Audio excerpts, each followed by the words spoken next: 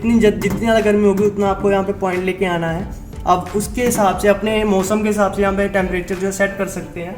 इसके अंदर आइस जमा सकते हैं आपको अंदर का दिखाता हूँ। इसके आप अंदर देख पा रहे हैं यहाँ पे अच्छी वाली आपको स्पेसिंग दी जा रही है। आप जो बड़ा जार है वो भी रख सकते हैं साथ में। कम से कम आप इसके अंदर अगर ट्रेज ही रखेंगे तो 5-6 ट्रेज बड़ी वाली आप आराम से रख सकते हैं आइस क्यूब के लिए। तो यहाँ पे आपको स्पेसिंग बहुत अच्छी दी गई है। स्पेसिंग के मामले में ये फ्रिज जो बहुत कंपैटिबल है, बहुत ही ज़्यादा कॉम्पैक्ट है। आइसिंग के लिए आपको स्पेस दी जा रही है अच्छी वाली, आपको बास्केट दी जा रही है। अगर आपको एक और बाहर बास्केट दी जा रही है।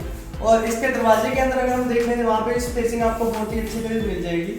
यहाँ पे 2 रैक्स जो दी गई हैं नीचे वाला बोतल्स के लिए, वाटर बॉटल्स एंड एवरीथिंग। और यहाँ पे आप देख पा रहे हैं कोई जार रखना आप वो रख सकते हैं, नींबू आप यहाँ पे रख सकते हैं, एग यहाँ पे आप रख सकते हैं।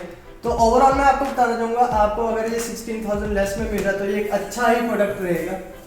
और एज कम्पेयर टू LG आपको LG में ये सब कुछ मिलेगा, लेकिन हमने सैमसंग क्यों चूज़ किया LG के ऊपर, उसका जो मेन चॉइस का पर्पस था वो नीचे वाली जो बास्केट मैंने आपको बताई है वो LG में नहीं मिल रही थी, तो इसलिए हमने सैमसंग का ही परचेज किया था। थैंक यू दोस्तों इस वीडियो को देखने के लिए, और हो सके तो ज़्यादा से ज़्यादा शेयर कीजिए, लाइक कीजिए एंड सब्सक्राइब माई चैनल, ताकि मैं आपके लिए और वीडियोस लाता रहूं।